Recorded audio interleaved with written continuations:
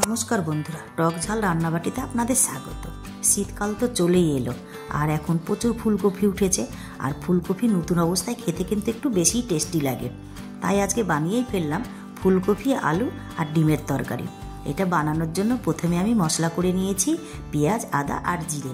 তারপরে ডিমগুলোকে সিদ্ধ করে নুন হলুদ মাখিয়ে লাল করে ভেজে নিচ্ছি। ডিমগুলো ভাজা হয়ে গেছে, এগুলোকে এবার আমি তুলে নিচ্ছি। তারপরে ফুলকপিগুলোকে নুন আর হলুদ দিয়ে লাল করে ভেজে নিচ্ছি।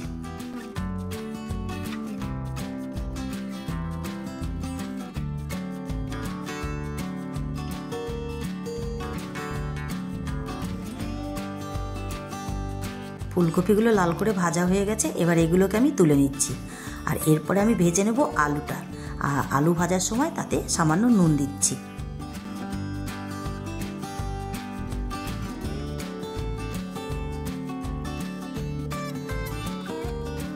আলুটাকেও আমি লাল করে ভেজে নেব। আলুটা লাল করে ভাজা হয়ে গেছে, এবার এগুলোকে তুলে নিচ্ছি।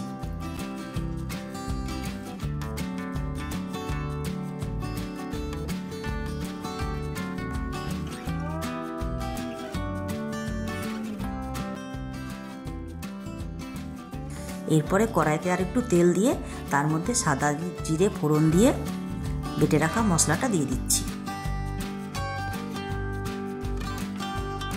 আর এর মধ্যে দিচ্ছি হলুদ গুঁড়ো, লঙ্কার গুঁড়ো আর পরিমাণ মতো নুন আর কুচি করে রাখা টমেটোটা দিয়ে ভালো করে কষে নিতে হবে।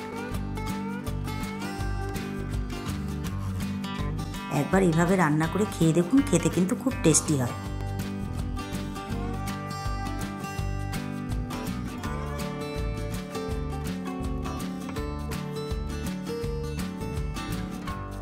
মশলাটা কষা হয়ে গেছে, এর মধ্যে ভেজে রাখা আলু আর ফুলকপিটা দিয়ে আর একটু কষে নেব।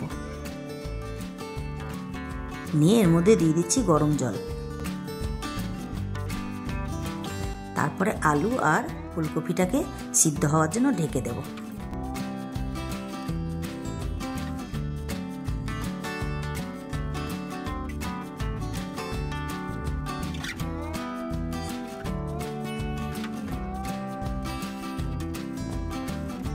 ফুলকপি আর আলুটা সিদ্ধ হয়ে গেছে, এর মধ্যে আমি সামান্য চিনি দিচ্ছি।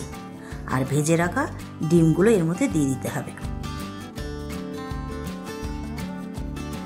তারপর খানিকক্ষণ ফুটিয়ে গরম মশলা দিয়ে নামিয়ে নিলেই তৈরি হয়ে যাবে ফুলকপি আলুর রেসিপি। এইভাবে একবার বানিয়ে খেয়ে দেখুন, খেতে কিন্তু ভালোই লাগে। ভিডিওটি যদি ভালো লেগে থাকে তবে অবশ্যই লাইক, শেয়ার আর কমেন্ট করবেন, আর চ্যানেলটিকে সাবস্ক্রাইব করে দেবেন।